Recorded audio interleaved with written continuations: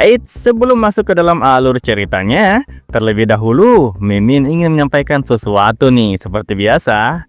Nah, kabar gembira buat teman-teman yang ingin menonton novel genre salah paham yang berasal dari novel. Iya, karena saat ini videonya sudah ada di membership. Jadi teman-teman sudah tidak usah mengakses traktir lagi tuh seperti kemarin dan membayar dengan jumlah cendol yang diminta di traktir tersebut. Karena sekarang dengan uang Rp20.000, teman-teman sudah bisa menonton konten eksklusif di channel ini yang pasti tidak akan Mimin publikasikan secara umum. Dan selain itu, teman-teman juga bisa mendownload novel tersebut sehingga teman-teman bisa menontonnya kapan saja dan di mana saja, baik sambil makan, bekerja, bahkan sambil rebahan sekalipun. Dan hitung-hitung untuk mensupport atau membantu Mimin agar Mimin lebih semangat mencari novel yang menarik dan memenuhi kebutuhan dosis genre salah paham kita semua. Oke, jadi tunggu apa lagi? Silahkan join ke membership sekarang juga dan dapatkan segudang manfaat yang bisa teman-teman nikmati. Oke, infonya sudah selesai dan mari kita lanjut masuk ke dalam alur cerita.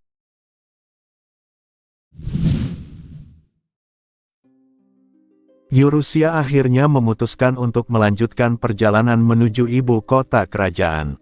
Anggota rombongannya tidak banyak berubah dibanding sebelumnya. Ia masih ditemani Tina, Nia, Geas, Onzada, para ksatria pengawal pribadinya, serta dua teman masa kecilnya yang baru bergabung kembali, Noel dan Sally. Namun sebelum keberangkatan itu terlaksana, ia harus menghadapi satu masalah lagi. Para ksatria keluarga Verusenia bersikeras ingin ikut mengawal dirinya menuju ibu kota. Mereka bahkan sampai memohon agar diizinkan ikut serta. Yurusia harus menghabiskan waktu cukup lama untuk meyakinkan mereka agar tetap tinggal di wilayah Tule. Alasannya sederhana, pasukan pemberontak bisa menyerang kapan saja. Jika semua ksatria terbaik dibawa pergi, maka wilayah keluarganya akan kehilangan perlindungan yang sangat dibutuhkan. Ia menjelaskan bahwa rombongan besar hanya akan memperlambat pergerakan mereka. Pada akhirnya, alasan yang paling berhasil meyakinkan para ksatria adalah fakta bahwa Noel sang hero juga akan ikut bersama Yurusia. Meski demikian, Yurusia diam-diam tetap memasang lapisan perlindungan tambahan. Ia berencana menyusupkan sekitar 100 Greater Demon ke wilayah itu untuk menjaga keluarganya tanpa diketahui siapapun. Sayangnya para iblis tersebut ternyata tidak cukup pandai menyembunyikan kehadiran mereka.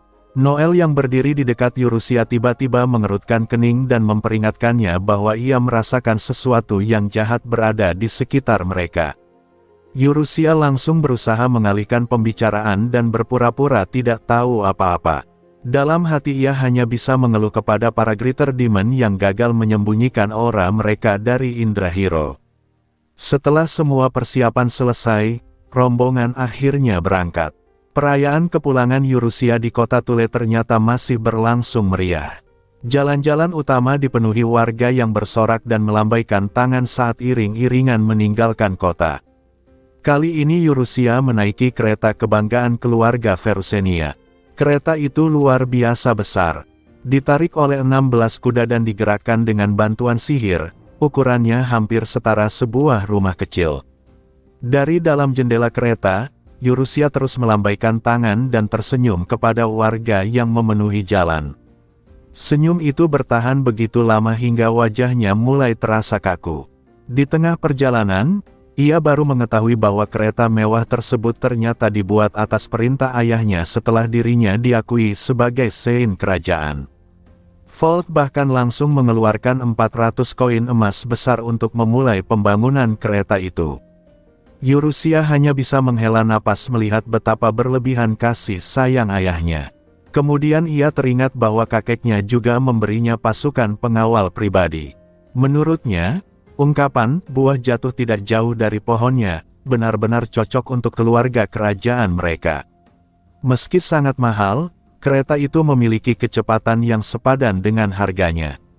Jika menggunakan kereta biasa, perjalanan menuju ibu kota membutuhkan 3 hari 2 malam.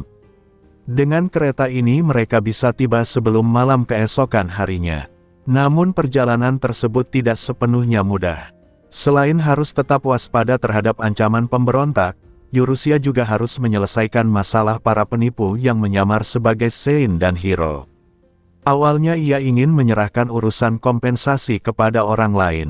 Namun setelah berpikir lebih jauh, ia merasa harus memperlihatkan wajahnya secara langsung kepada para korban untuk menghapus kesalahpahaman yang telah terjadi. Memikirkan para Sein palsu itu membuat suasana hatinya memburuk. Ia benar-benar tidak memaafkan mereka. Sementara itu, jauh dari rombongan Yurusia, 4 orang sedang berkumpul di sebuah penginapan mewah di kota persinggahan. Mereka duduk melingkar sambil menghitung tumpukan uang hasil penipuan mereka. Seorang pemuda berambut coklat mengeluh kesal sambil menghitung koin. Di hadapannya, seorang gadis pirang memandangi koin emas seperti sedang mengagumi perhiasan mahal. Seorang pria bertubuh besar mengomentari betapa mudahnya mendapatkan uang dengan memanfaatkan nama Sein. Menurutnya, masyarakat dimanapun selalu rela memberikan uang begitu mendengar nama sang saintes disebut. Gadis pirang itu tertawa senang. Ia menikmati kemewahan yang mulai mereka rasakan berkat penipuan tersebut. Sementara itu, seorang wanita berambut gelap dengan penuh semangat terus menghitung tumpukan koin tembaga, perak, dan emas yang mereka kumpulkan dari berbagai kota. Keempat orang itu adalah kelompok penipu yang menyamar sebagai hero dan Sein. Mereka sebenarnya hanyalah mantan anggota kelompok tentara bayaran kecil dari wilayah selatan. Dahulu mereka pernah dipenjara karena penipuan, namun dibebaskan karena memiliki kemiripan fisik dengan anggota kelompok hero kerajaan. Mereka direkrut oleh pihak Clement dan diberi tugas sederhana. Mereka harus berkeliling mengaku sebagai kelompok hero dan mengumpulkan uang dari masyarakat. Awalnya mereka hanya menjalankan perintah. Namun setelah mengetahui bahwa seluruh uang yang berhasil mereka kumpulkan akan menjadi milik mereka sendiri, keserakahan mereka tumbuh dengan cepat. Bahkan tanpa diperintah lagi, mereka terus melakukan penipuan dari kota ke kota. Mereka mulai menjalankan aksi tersebut sekitar 2 minggu sebelumnya, bahkan sebelum Yurusia kembali ke negara itu. Tujuan awal operasi tersebut adalah merusak citra Sein dan hero di mata para bangsawan serta rakyat sehingga dukungan terhadap pemberontak meningkat. Meski rencananya terdengar sederhana, waktunya sangat tepat karena bertepatan dengan kemungkinan kepulangan Yurusia. Namun ada satu masalah besar. Mereka tidak memiliki kontak langsung dengan pihak yang mempekerjakan mereka. Demi menjaga kerahasiaan operasi, mereka hanya menerima instruksi awal tanpa sarana komunikasi lanjutan. Akibatnya mereka tidak menjalankan seluruh rencana Clement. Mereka hanya fokus mengumpulkan uang dan tidak melakukan tindakan lain untuk menghancurkan reputasi Yurusia maupun Noel. Karena terus berpindah-pindah kota untuk menghindari identitas mereka terbongkar, mereka bahkan salah paham terhadap situasi yang sedang terjadi. Mereka mengira suasana meriah yang muncul di berbagai kota adalah hasil dari popularitas penyamaran mereka. Padahal kenyataannya, kegembiraan itu muncul karena kabar kepulangan Yurusia yang sedang menyebar ke seluruh negeri. Malam itu mereka mendiskusikan target berikutnya. Salah satu dari mereka ingin berpindah ke kota besar karena menganggap keuntungan di kota kecil terlalu sedikit. Yang lain memperingatkan bahwa kota besar jauh lebih berbahaya. Semakin besar kota, semakin besar kemungkinan ada orang yang mengenali wajah asli Sein atau hero. Mereka lalu mulai membicarakan kemungkinan menipu para bangsawan. Menurut mereka, para bangsawan memiliki uang jauh lebih banyak daripada rakyat biasa. Jika berhasil menipu 1 atau 2 orang saja, keuntungan mereka akan meningkat berkali-kali lipat. Karena tidak memahami dunia bangsawan sama sekali, mereka menganggap semua bangsawan sama dan tidak menyadari adanya perbedaan status yang sangat besar di antara mereka. Dengan penuh keserakahan mereka akhirnya menyepakati rencana baru. Mereka akan mencari bangsawan kaya untuk dijadikan target berikutnya. Tanpa mereka sadari, keputusan itu akan membawa mereka langsung menuju bencana.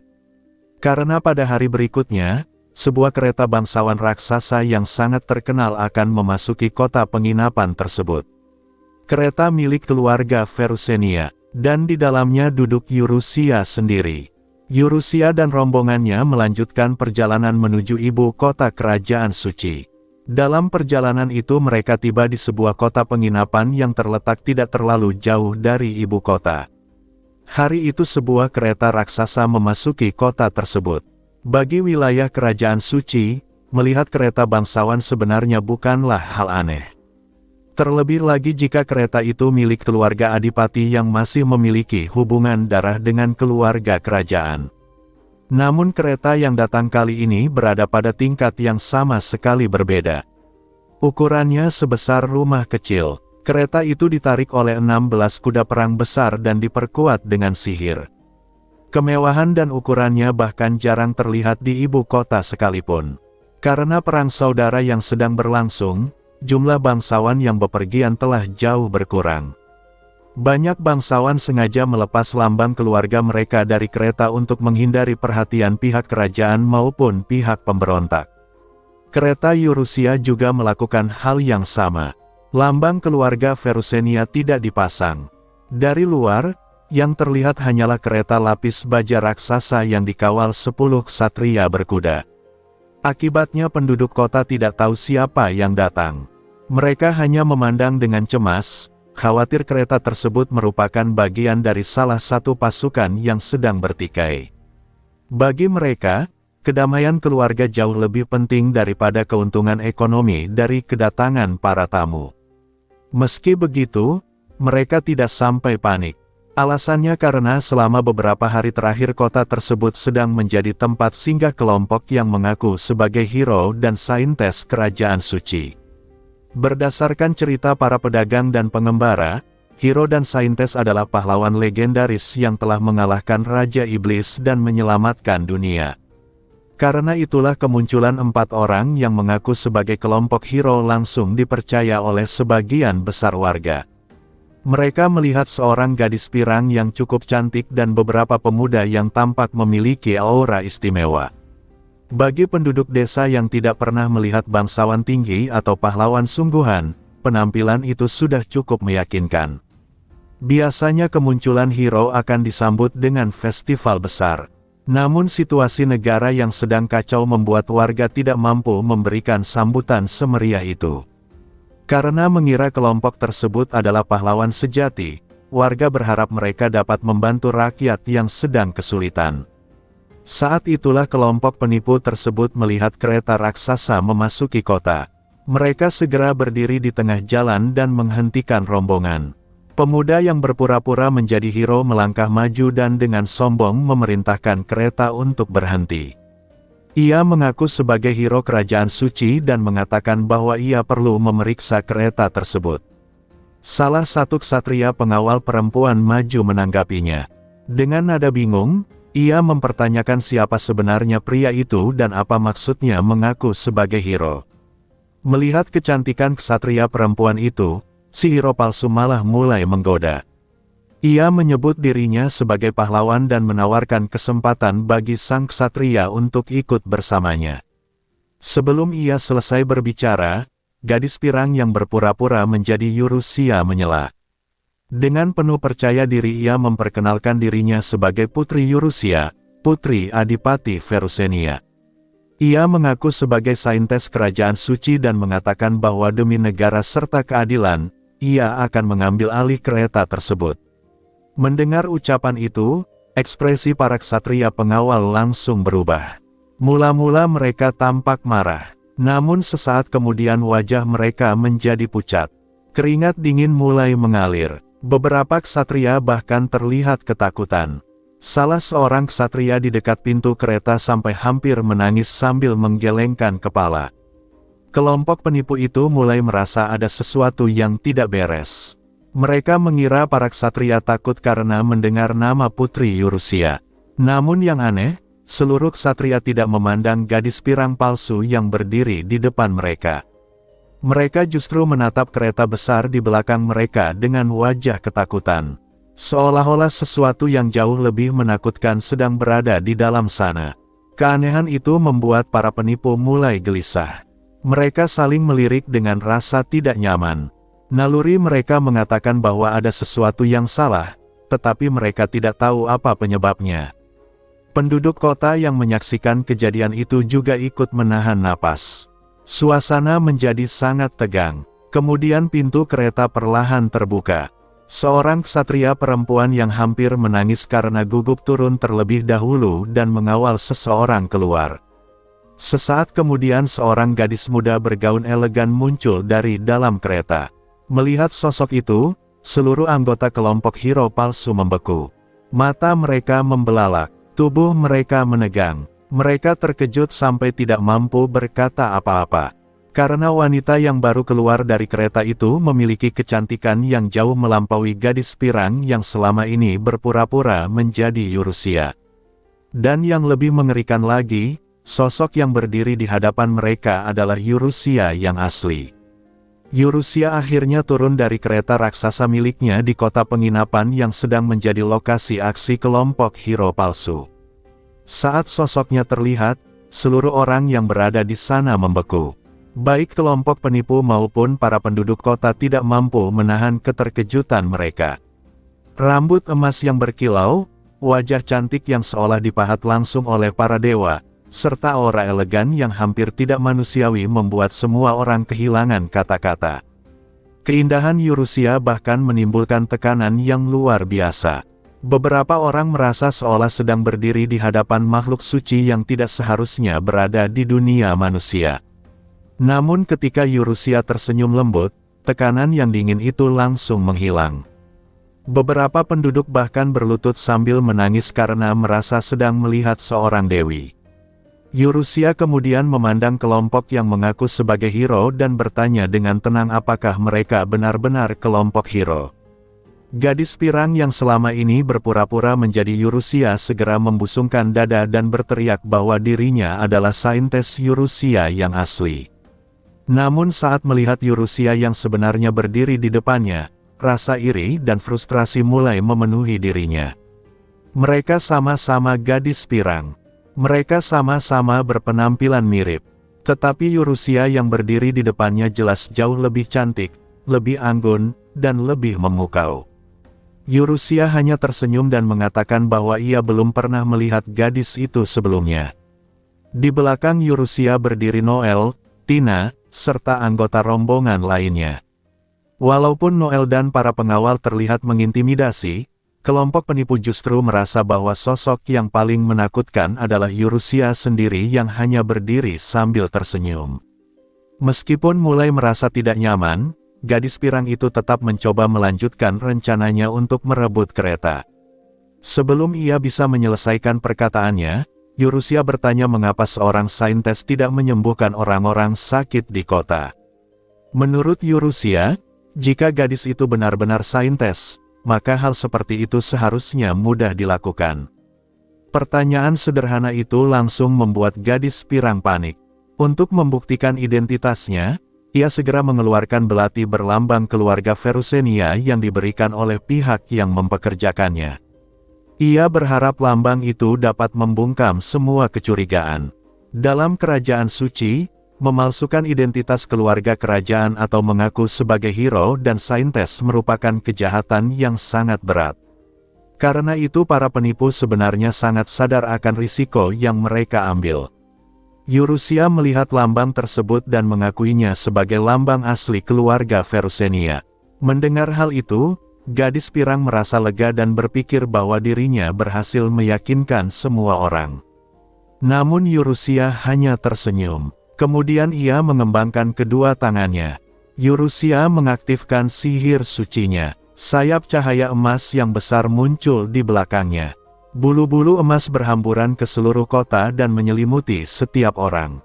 Orang-orang yang terluka sembuh. Orang-orang yang sakit dipulihkan. Seluruh kota langsung menyaksikan mukjizat yang mustahil ditiru. Keheningan menyelimuti tempat itu. Lalu seseorang berbisik bahwa saintes yang asli telah muncul. Bisikan itu segera menyebar ke seluruh kota. Gadis pirang jatuh terduduk. Tubuhnya gemetar. Dengan jari yang bergetar ia menunjuk Yurusia. Barulah ia menyadari bahwa orang yang berdiri di depannya adalah Yurusia yang sesungguhnya.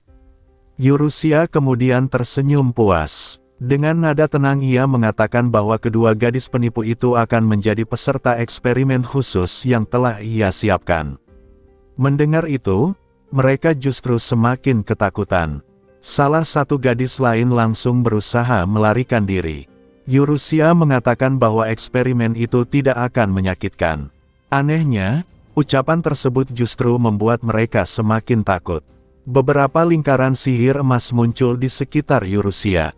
Kemudian Yurusia mengucapkan bahasa suci yang bahkan sulit dipahami apakah benar-benar sebuah bahasa atau bukan. Cahaya emas menyelimuti kedua gadis penipu tersebut. Tubuh mereka mengalami perubahan. Sesaat kemudian keduanya menangis sambil berlutut. Mereka menundukkan kepala hingga menyentuh tanah dan bersumpah setia kepada Yurusia dengan sepenuh hati.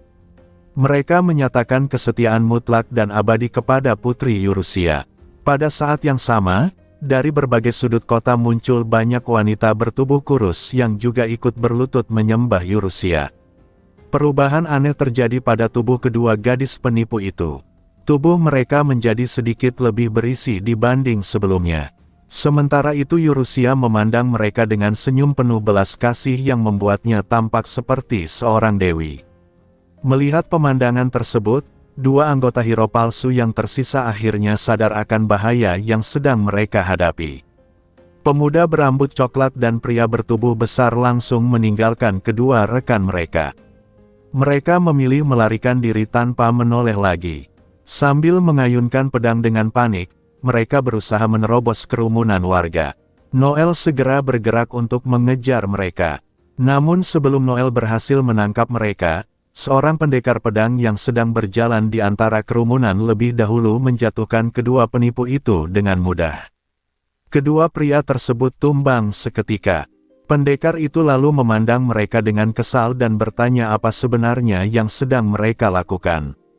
Pada saat itulah orang-orang menyadari identitas pria tersebut. Seseorang berteriak penuh keterkejutan. Pria yang baru muncul itu ternyata adalah seorang anggota keluarga kerajaan. Yurusia dan rombongannya tiba di kota penginapan yang berada dekat dengan ibu kota kerajaan suci. Mereka kemudian menyewa penginapan terbaik di kota tersebut sebagai tempat bermalam. Sebenarnya Yurusia tidak perlu menyewa seluruh tempat itu. Namun statusnya sebagai putri keluarga Adipati Verusenia membuat para pedagang dan tamu lain otomatis memilih menginap di tempat lain jika ia tinggal di sana. Meskipun hal itu membuat Yurusia merasa seolah dirinya ditakuti, kenyataannya masyarakat hanya terlalu menghormatinya. Tidak lama setelah mereka menetap, wali kota dan beberapa perwakilan kamar dagang datang untuk memberikan salam resmi. Mereka menyambut Yurusia dengan penuh hormat dan mengucapkan selamat atas kepulangannya. Para anggota organisasi yang diam-diam mendukung Yurusia selama 2 tahun terakhir mengaku telah lama menunggu kembalinya sang putri. Sebagai hadiah penyambutan, mereka mempersembahkan makanan khas kota berupa wafle kudanil. Yurusia memperhatikan bahwa hadiah tersebut terasa berat. Wali kota menjawab bahwa mereka memasukkan banyak perasaan ke dalamnya. Mereka kemudian menjelaskan bahwa bagian dalam wafle tersebut berisi krim emas yang berkilau. Percakapan mereka dipenuhi permainan kata dan sindiran halus mengenai emas, sumbangan, dan uang. Yurusia bahkan menyebut wali kota sebagai pedagang yang licik, sementara wali kota membalas bahwa dirinya masih kalah dibanding sang putri. Di tengah percakapan itu, Ludrik atau Rick yang sedang minum teh di ruangan yang sama hanya bisa mengeluh dan bertanya apa sebenarnya yang sedang mereka lakukan. Yurusia kemudian mengingat kembali kejadian saat mereka memasuki kota. Ketika kereta besar keluarga Verusenia tiba, mereka langsung berhadapan dengan kelompok hero palsu. Dari penampilan luar, para penipu itu memang berusaha meniru hero dan saintes yang asli. Namun jika diperhatikan lebih dekat, pakaian mereka tidak dibuat dengan baik dan penampilan mereka juga jauh kalah dibandingkan aslinya. Awalnya Yurusia tidak terlalu peduli terhadap para penipu tersebut. Namun begitu mereka berani menggunakan nama dirinya sendiri untuk menipu orang lain, suasana di dalam kereta langsung dipenuhi niat membunuh. Bukan Yurusia yang marah, melainkan orang-orang di sekitarnya. Nia dan Tina sudah cukup mengintimidasi, tetapi orang yang paling marah justru Sally. Bahkan kemarahan Sally terasa lebih besar dibandingkan Noel sang hero. Eurusia sendiri hanya melihat mereka sebagai kesempatan untuk melakukan eksperimen yang sudah lama ingin ia coba.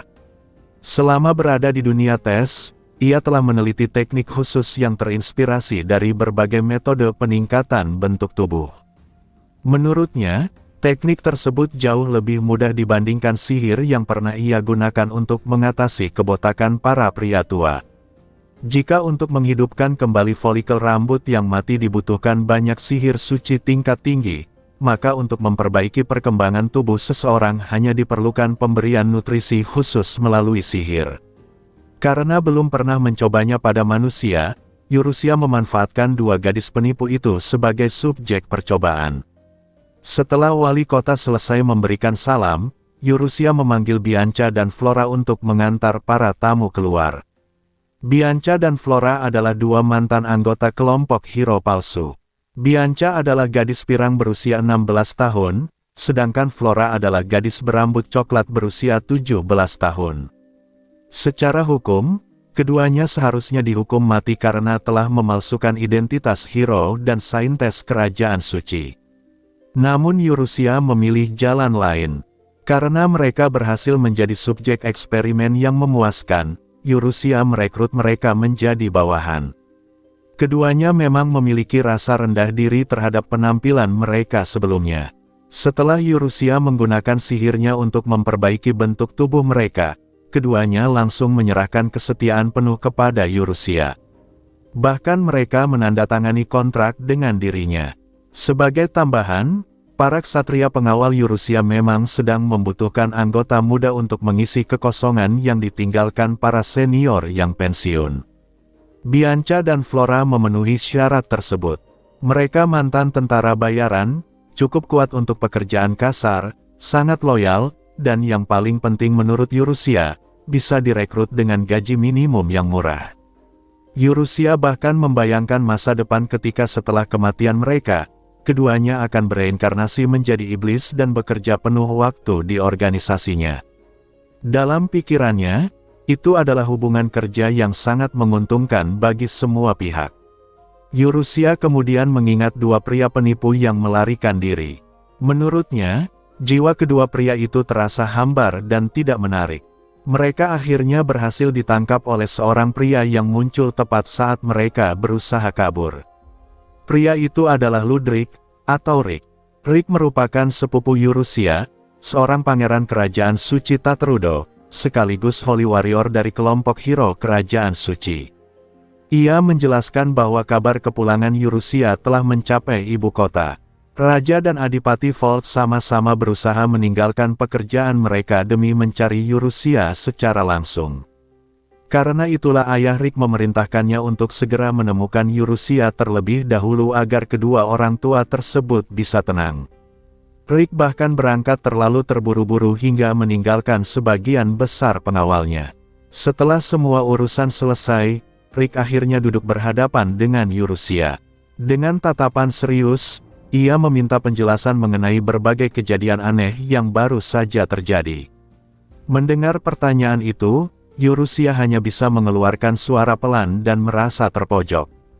Untuk pertama kalinya sejak kembali ke kerajaan suci, ia harus menjelaskan berbagai tindakannya kepada seseorang yang benar-benar mengenalnya.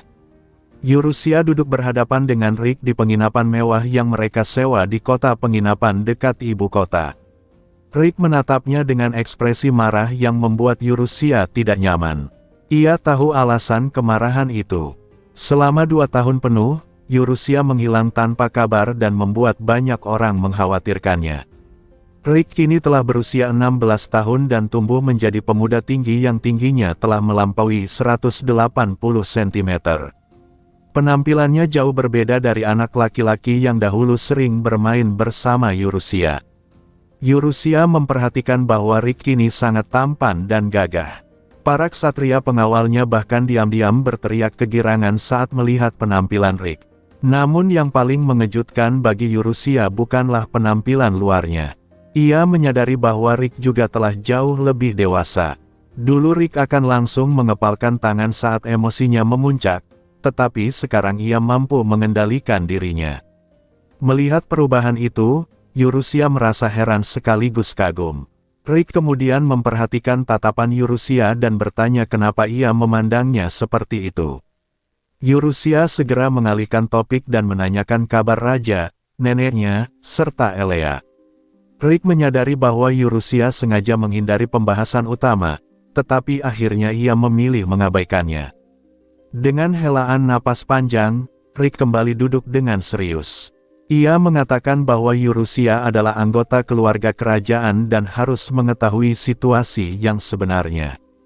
Saat itu Noel menyela. Ia mengatakan bahwa jika pembicaraan akan menyangkut urusan keluarga kerajaan, maka dirinya dan Sally sebaiknya meninggalkan ruangan. Rick langsung menolak. Menurutnya Noel juga perlu mendengar pembicaraan tersebut. Rick sempat memandang Sally dengan ragu, tetapi Yurusia menjelaskan bahwa Sally sudah mengetahui banyak hal. Sally sendiri dengan bangga menyatakan bahwa ia mengetahui hampir semua hal tentang Yurusia.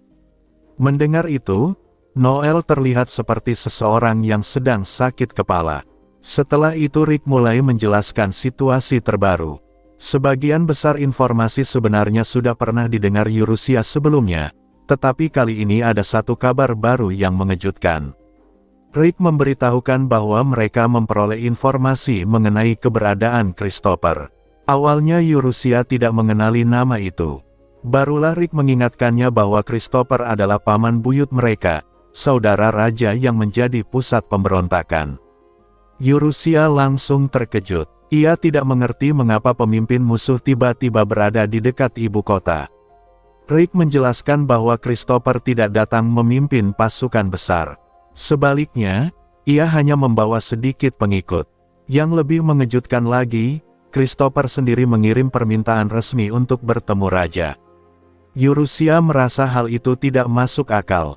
Menurutnya, jika pemimpin pemberontakan datang sendiri, bukankah pihak kerajaan cukup menangkapnya dan mengakhiri perang? Rick menjelaskan bahwa masalahnya jauh lebih rumit secara politik. Jika Christopher ditangkap secara gegabah, pasukan pemberontak di selatan bisa saja melakukan tindakan nekat yang justru memperburuk keadaan. Karena itu pihak kerajaan harus berhati-hati. Yurusia menduga bahwa mungkin Christopher datang untuk bernegosiasi dan menghentikan pemberontakan dengan syarat tertentu. Namun Rick tidak bisa memastikan motif sebenarnya. Tidak ada seorang pun yang mampu membaca tujuan Christopher dengan jelas. Karena itulah Rick menegaskan bahwa Yurusia harus segera memasuki ibu kota. Keberadaannya sendiri sudah cukup untuk memperkuat posisi pihak kerajaan. Yurusia merasa kesal karena lagi-lagi dirinya terseret ke dalam urusan politik. Namun sebenarnya tujuan utamanya memang menuju ibu kota untuk menemui ayahnya. Rick kemudian menjelaskan bahaya yang lebih besar. Jika Yurusia berhasil ditahan, diculik, atau dipaksa berhenti di tengah perjalanan, pihak kerajaan akan kehilangan keuntungan besar yang mereka miliki. Noel menambahkan bahwa pengaruh Yurusia bahkan lebih besar daripada dirinya sebagai hero maupun Rick sebagai holy warrior. Sally dengan penuh semangat menyatakan bahwa mereka akan melindungi Yurusia. Mereka semua memahami bahwa Yurusia merupakan simbol yang sangat penting bagi kerajaan. Jika pihak pemberontak tidak bisa memanfaatkan Yurusia, maka membunuhnya mungkin akan menjadi pilihan berikutnya. Karena itulah keselamatan Yurusia menjadi prioritas utama. Setelah mendengar semuanya, Yurusia akhirnya setuju. Ia memutuskan untuk segera berangkat menuju ibu kota tanpa menunda lagi. Noel berjanji akan melindungi semua orang. Rick juga ingin mempercepat perjalanan mereka semaksimal mungkin. Namun tepat ketika suasana mulai serius dan penuh semangat, Rick memandang keluar jendela dengan wajah masam. Ia lalu bertanya apakah mereka bisa meninggalkan sesuatu di belakang. Yurusia segera mengerti apa yang dimaksudnya. Dari luar bangunan masih terdengar suara doa dan nyanyian sejumlah wanita. Setelah insiden eksperimen Yurusia terhadap Bianca dan Flora, muncul sekelompok wanita yang berkumpul dengan harapan memperoleh perubahan serupa. Mereka tampaknya membentuk semacam kelompok pemuja baru. Rick mulai curiga bahwa ini mungkin berhubungan dengan organisasi aneh yang selama ini mengikuti Eurusia.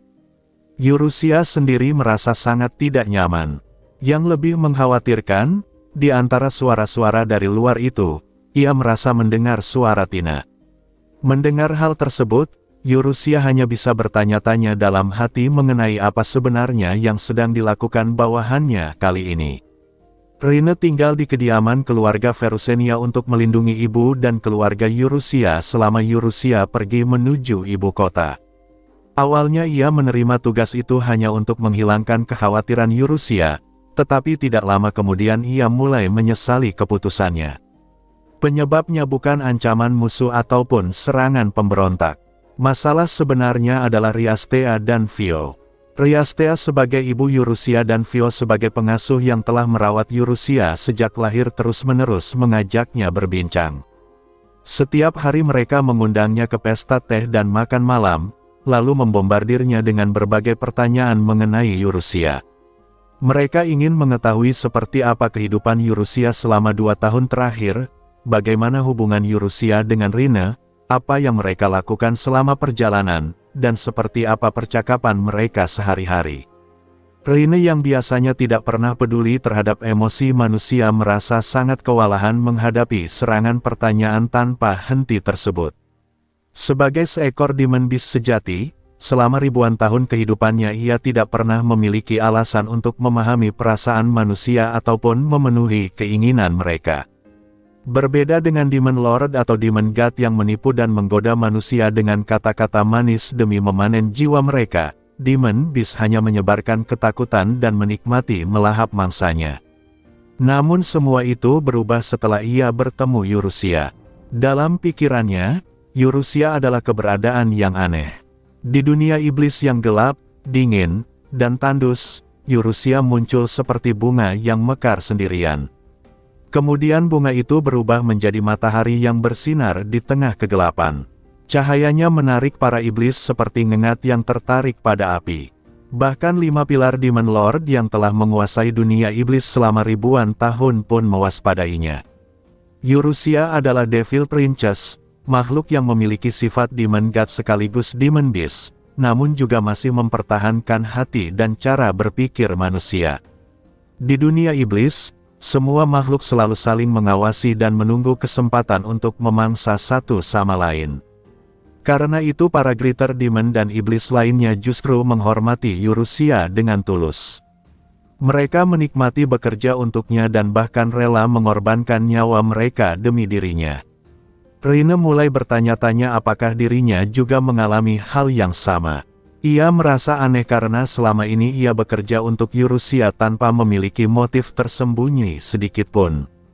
Lebih aneh lagi, ia tidak merasa terganggu dengan keadaan tersebut. Untuk pertama kalinya dalam ribuan tahun kehidupannya, ia merasakan sesuatu yang menyerupai kasih sayang mendalam terhadap manusia. Rine bertanya-tanya apakah perubahan itu terjadi ketika Eurusia memberinya nama, Rine, dan membentuk hubungan jiwa dengannya. Sebelum mendapatkan nama, keberadaannya selalu menimbulkan rasa takut naluriah pada semua makhluk hidup. Sekuat apapun ia menyamar sebagai manusia, makhluk lain tetap akan merasakan tekanan mengerikan dari dirinya. Hal yang sama berlaku pada para iblis lainnya. Ia teringat Fanny yang kini dapat dengan senang hati memakan manisan pemberian manusia dan bahkan menikmati saat manusia mengelus kepalanya. Pemandangan itu dulu terasa mustahil. Namun sekarang, entah kenapa semua itu tidak terasa buruk. Saat Rine sedang tenggelam dalam pikirannya, Cyril tiba-tiba merangkak dan duduk di pangkuannya. Bayi kecil itu menatapnya dengan mata berkilauan yang sangat mirip dengan mata Eurusia.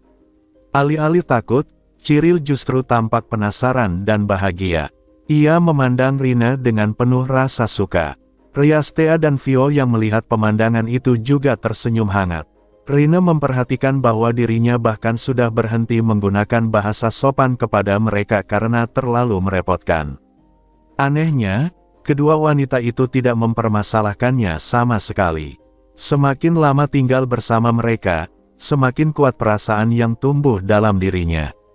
Awalnya ia hanya berniat menjaga keluarga Yurusia demi memenuhi tugas.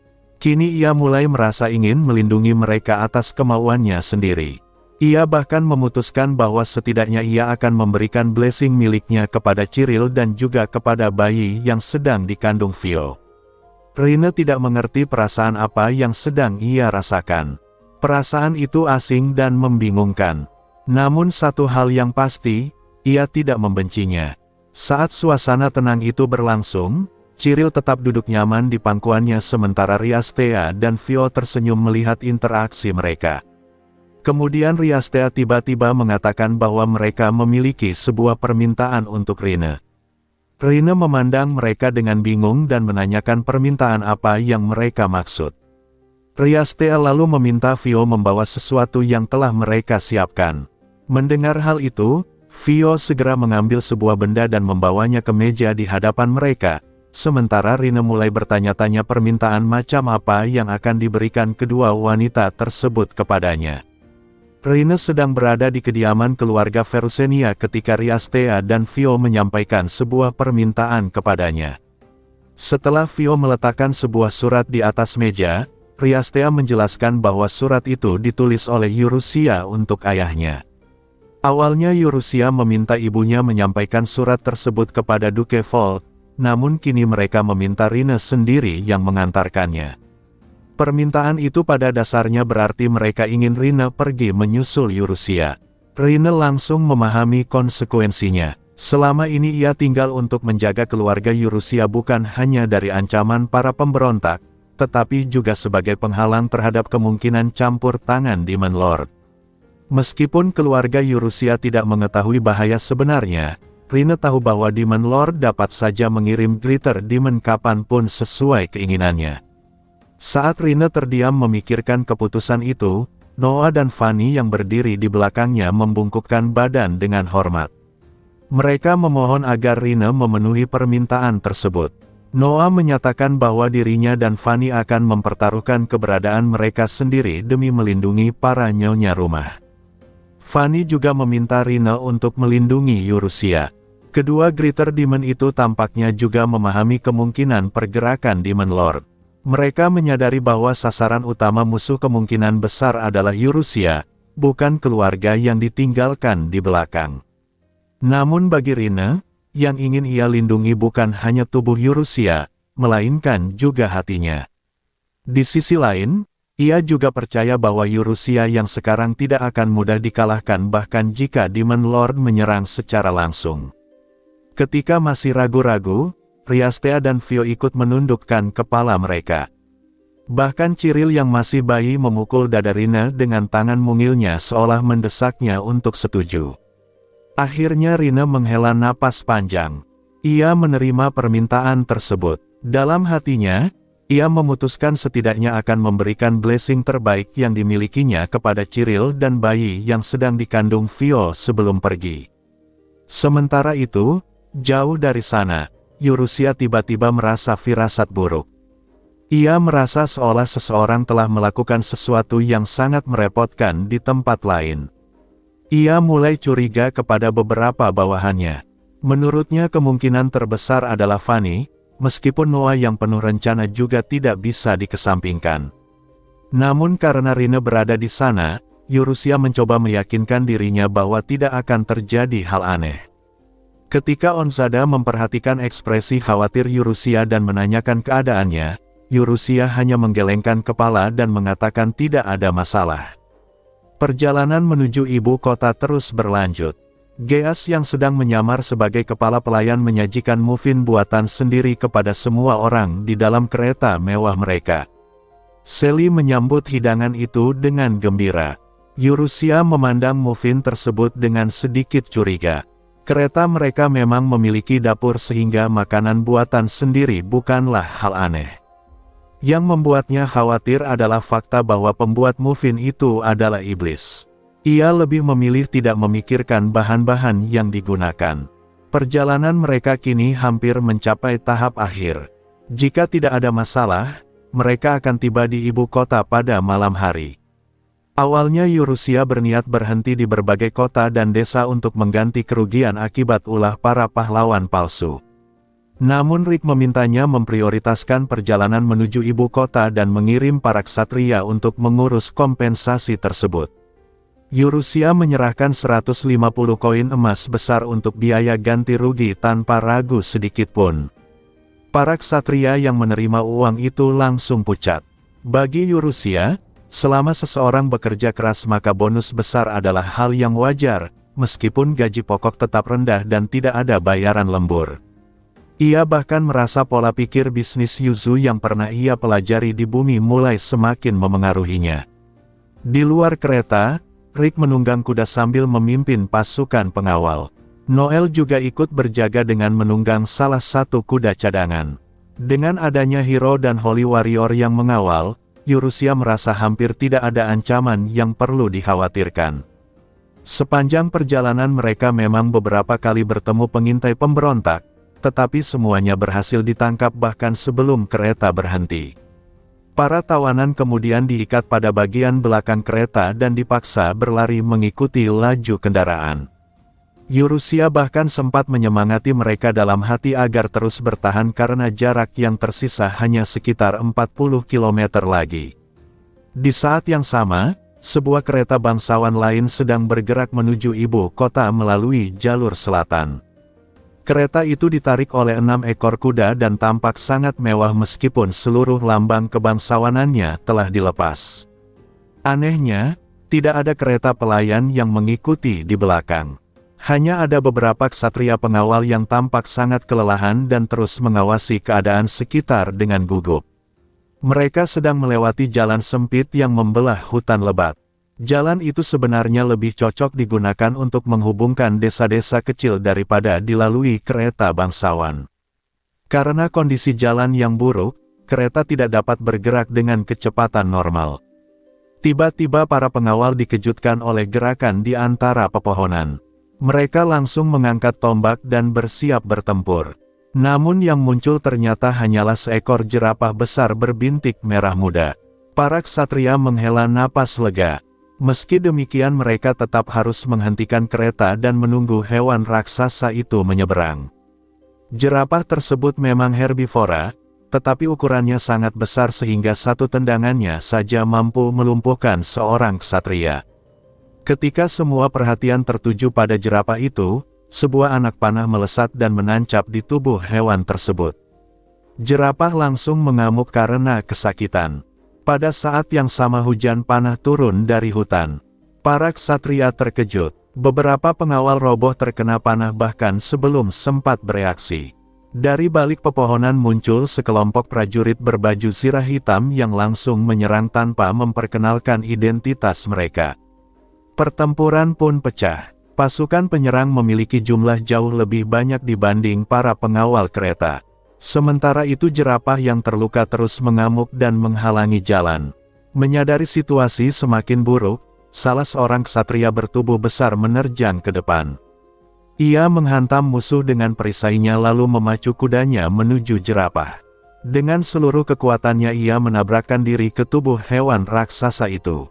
Jerapah kehilangan keseimbangan dan terbuka celah yang cukup bagi kereta untuk melintas. Kereta berhasil menerobos dan melanjutkan perjalanan sementara suara benturan pedang masih terdengar dari belakang. Di dalam kereta, seorang pria yang tubuhnya ditopang oleh kepala pelayan membuka mulutnya dengan suara gemetar. Ia menyatakan bahwa dirinya belum boleh mati. Sebelum semuanya berakhir, ia harus terlebih dahulu bertemu dengan saudaranya. Yurusia dan rombongannya akhirnya hampir mencapai ibu kota kerajaan suci. Saat kereta raksasa mereka mendekati kota, Flora datang memberikan laporan bahwa ibu kota sudah terlihat di kejauhan. Yurusia berterima kasih dan melemparkan sebuah koin perak kecil sebagai hadiah. Flora langsung menangkap koin itu dengan mata berbinar-binar seperti seseorang yang sangat mencintai uang receh. Yurusia teringat bahwa Bianca pernah mengatakan Flora memang sangat menyukai uang receh. Entah mengapa, hal itu memberinya perasaan aneh yang sulit dijelaskan. Tak lama kemudian Bianca datang dengan laporan berikutnya. Pasukan ksatria dari ibu kota telah tiba untuk menyambut mereka. Anehnya, suasana kedua mantan anggota kelompok pahlawan palsu itu sangat tegang. Namun ketika Yurusia memberikan mufin sisa kepada mereka, keduanya malah menangis haru dan bersujud di lantai. Melihat itu, Yurusia merasa kedua gadis baru tersebut sangat kuat dalam arti yang berbeda. Ia kembali bertanya-tanya mengapa orang-orang yang aneh selalu berkumpul di sekitarnya. Ketika rombongan memasuki gerbang ibu kota, para penjaga langsung berteriak sekeras mungkin mengumumkan kepulangan sang putri. Suara itu bergema hingga ke seluruh kota. Warga yang mendengarnya langsung bersorak histeris. Gelombang sorakan bahkan membuat kereta besar mereka bergetar. Yurusia yang sudah pernah mengalami kejadian serupa hanya bisa menghela napas dalam hati. Dengan senyum anggun, ia melambaikan tangan dari jendela kereta. Ia sengaja tidak melakukan apapun selain itu. Jika sampai festival spontan atau gelombang pingsan massal kembali terjadi, mereka mungkin baru akan sampai ke istana keesokan paginya. Untungnya kali ini semuanya berjalan lebih baik. Mungkin karena malam hari dan sebagian besar anak-anak sudah tidur, atau mungkin karena warga sedikit lebih terkendali. Apapun alasannya, rombongan berhasil mencapai istana kerajaan tanpa insiden besar dan tanpa satu pun serangan jantung massal. Begitu kereta berhenti di depan gerbang istana, sebuah suara keras memanggil namanya. Itu adalah Duke Fold. Ayahnya berlari menghampiri dengan wajah penuh kebahagiaan.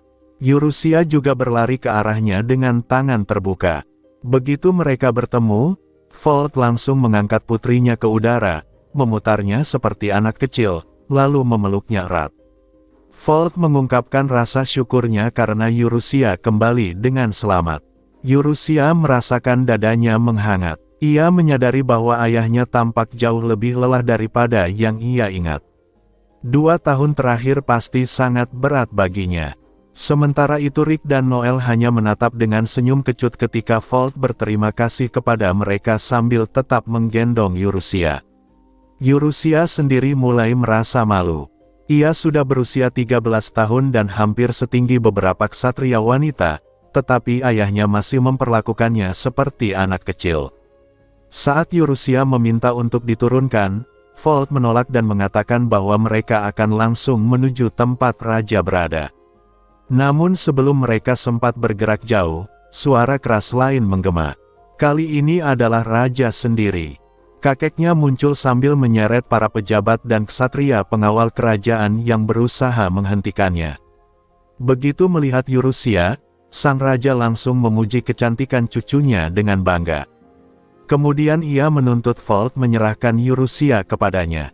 Fold langsung menolak. Raja bersikeras bahwa sebagai raja, ia memiliki hak untuk menggendong cucunya. Fold tetap menolak. Keduanya mulai berdebat seperti anak-anak. Pada akhirnya sang raja merebut Yurusia secara paksa dari tangan Fold dan mengangkatnya dengan bangga. Ia memperhatikan bahwa Yurusia sudah tumbuh jauh lebih besar daripada terakhir kali mereka bertemu. Dengan mata yang sedikit berkaca-kaca, raja mengelus pipi cucunya.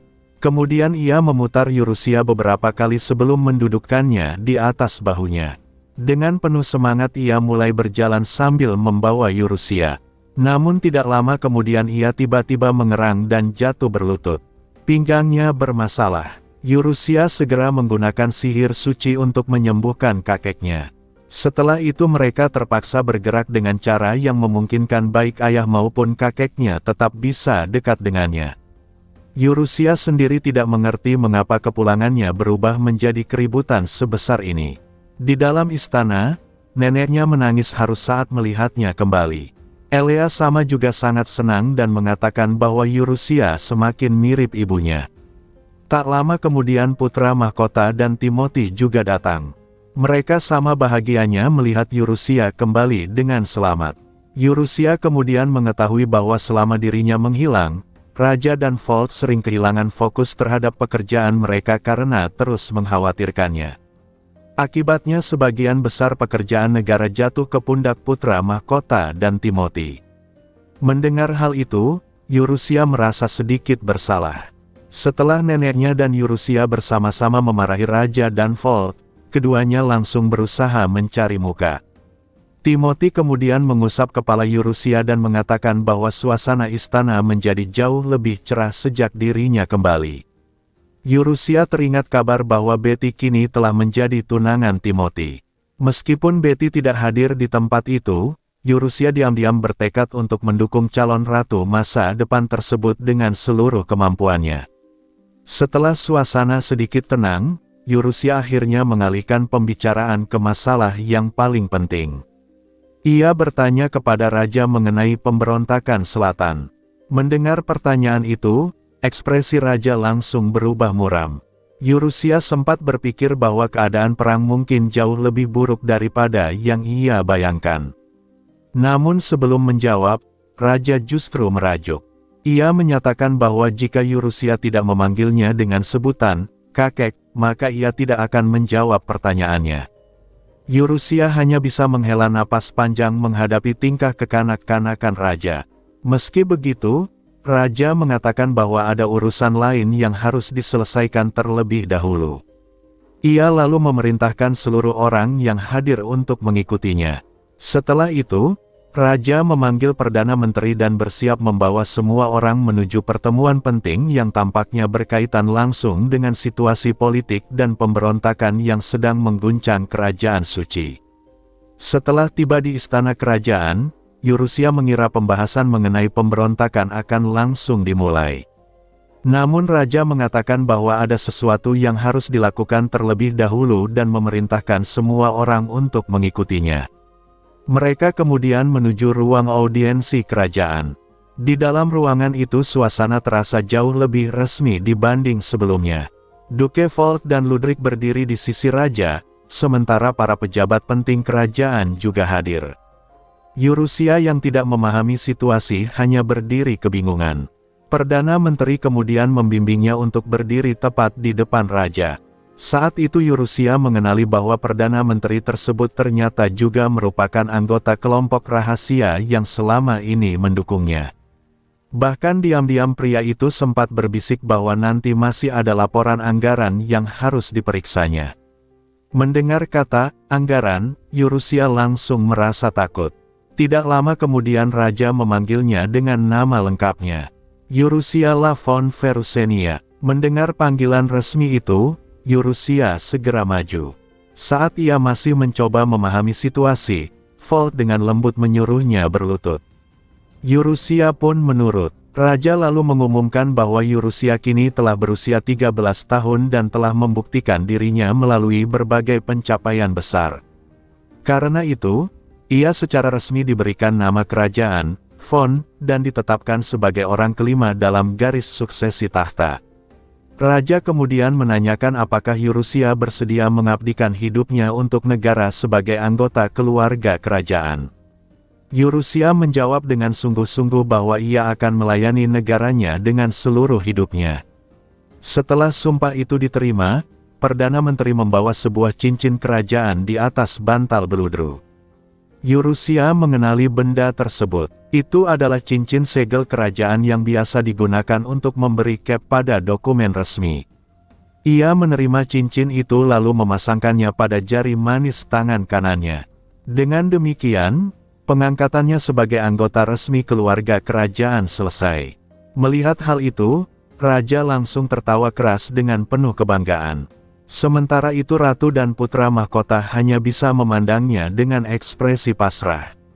Sebelumnya Yurusia memang telah memiliki hak menggunakan nama Von dalam situasi tertentu, tetapi sekarang statusnya berubah sepenuhnya.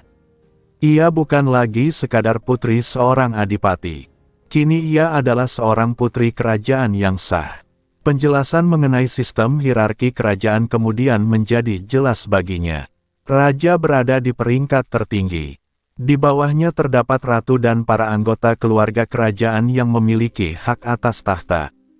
Sementara kalangan bangsawan dimulai dari duke, lalu markis, count, viscount, baron, baronet, honorari baron, hingga knight. Sebagai putri Duke Verusenia, sebelumnya Yurusia berada pada tingkat yang setara dengan markis. Namun setelah resmi menjadi anggota keluarga kerajaan, kedudukannya naik secara drastis hingga setara dengan para bangsawan kerajaan tertinggi. Walaupun urutan suksesi tetap menentukan tata urutan penghormatan, secara status semua anggota keluarga kerajaan selain raja dianggap setara.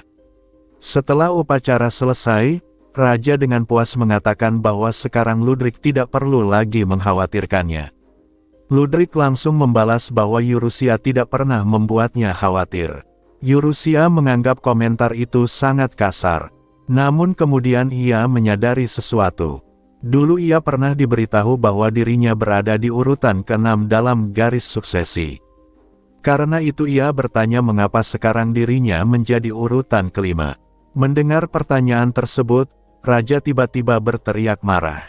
Ia memaki Christopher, adiknya sendiri. Teriakan itu begitu keras hingga membuat Yurusia terkejut. Melihat kebingungannya, putra mahkota menjelaskan situasinya. Christopher yang selama ini dikenal sebagai pangeran saudara raja, telah kehilangan status kerajaan dan hak suksesi karena melakukan pemberontakan terhadap keluarga kerajaan. Meskipun pihak Christopher tidak mengakuinya, keputusan itu telah resmi diumumkan. Karena posisi kelima yang sebelumnya ditempati Christopher menjadi kosong, Yurusia otomatis naik ke urutan kelima. Yurusia langsung memahami penjelasan tersebut. Namun ia menyadari masih ada sesuatu yang belum dikatakan. Melihat ekspresi ayah dan pamannya yang masih muram, ia bertanya apakah ada masalah lain. Kali ini Volt yang menjawab. Ia menjelaskan bahwa keluarga kerajaan sebenarnya sempat ragu mengenai cara menangani perubahan urutan suksesi tersebut. Namun mereka tidak bisa membiarkan posisi kelima kosong sementara Yurusia tetap berada di urutan ke-6. Karena itulah Yurusia harus dipindahkan ke posisi kelima. Masalahnya, tindakan itu bisa membuat Christopher dan para pendukungnya menyimpan dendam terhadap Yurusia. Bagaimanapun juga, Yurusia kini secara resmi menggantikan posisi yang sebelumnya mereka anggap milik pihak Christopher. Mendengar itu, Yurusia hanya mengangguk santai. Ia bahkan tampak lega. Volt dan yang lainnya langsung kebingungan melihat reaksinya. Mereka mengira Yurusia akan merasa khawatir atau takut. Sebaliknya, Yurusia justru merasa tenang karena ternyata tidak ada masalah besar yang lebih serius. Ludwig langsung menyentil dahinya dengan jari. Bagi semua orang di ruangan itu, reaksi Yurusia benar-benar di luar dugaan. Para ksatria dan pejabat istana bahkan tampak tercengang. Dari sudut pandang mereka, Yurusia seolah sama sekali tidak menganggap ancaman pemberontakan selatan sebagai sesuatu yang berbahaya. Namun bagi Yurusia sendiri, sudah terlambat untuk mulai takut sekarang.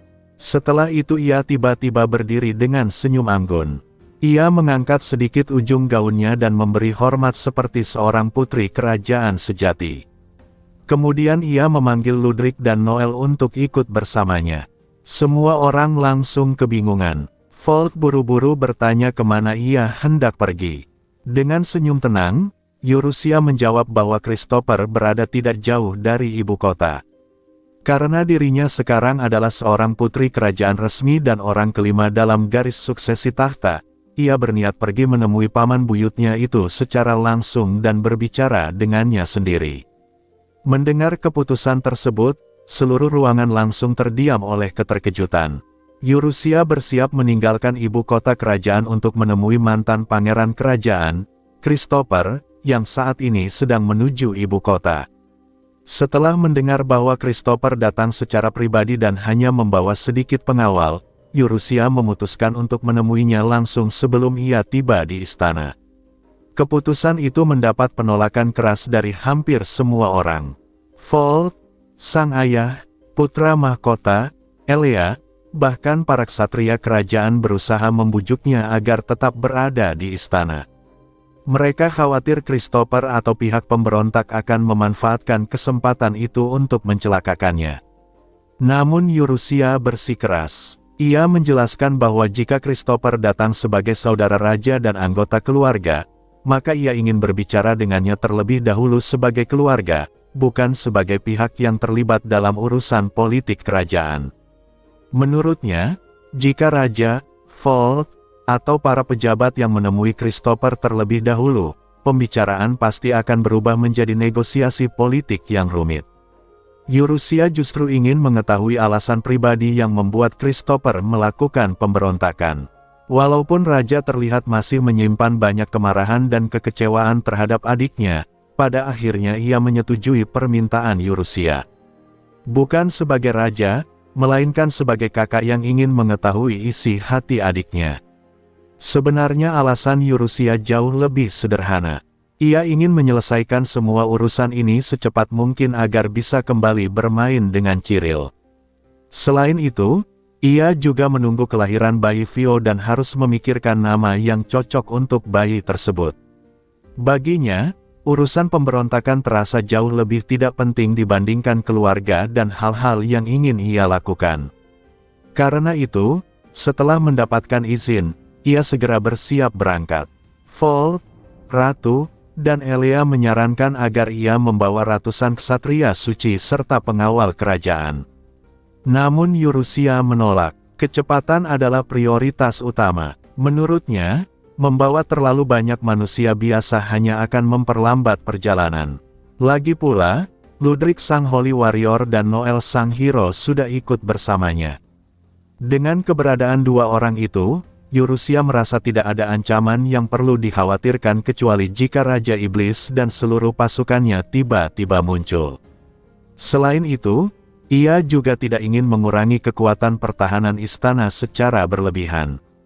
Karena ingin bergerak cepat, kali ini Eurusia memutuskan untuk menunggang kuda daripada menggunakan kereta.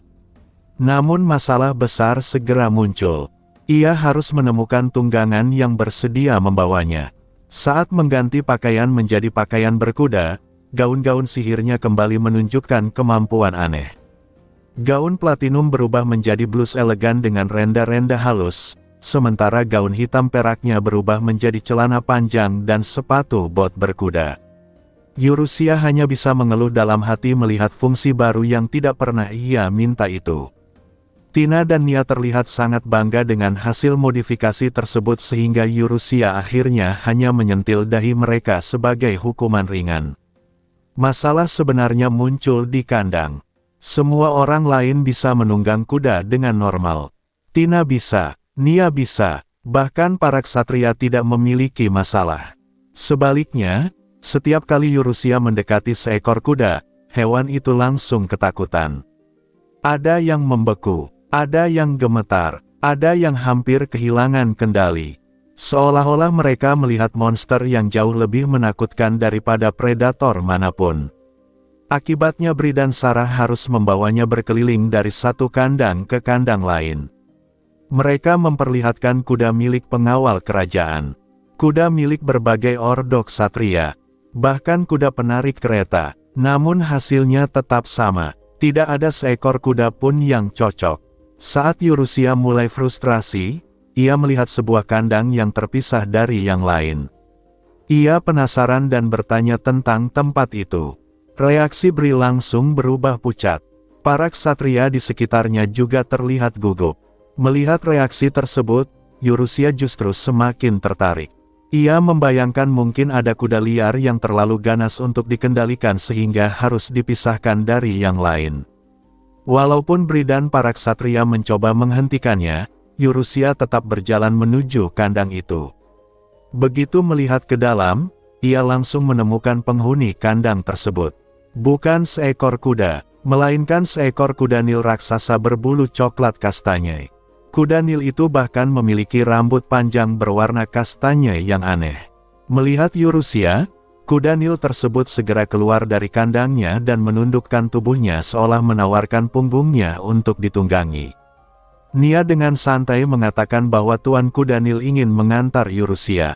Eurusia bahkan tidak tahu bagaimana Nia bisa memahami bahasa hewan. Yang lebih aneh lagi, kemampuan Divine Spirit Language miliknya tidak menerjemahkan apapun. Ia hanya bisa memandangi makhluk aneh itu dengan bingung.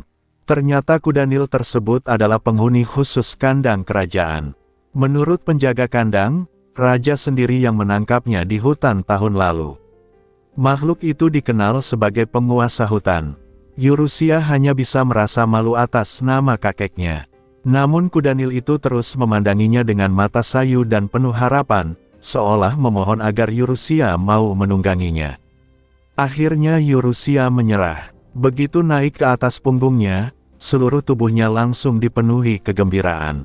Bulu kastanya yang halus terasa sangat nyaman disentuh. Ia mulai membelai rambut kudanil itu dengan antusias. Kudanil tersebut tampak bangga dan mengangkat tubuhnya dengan gagah. Pemandangan itu membuat semua orang tercengang.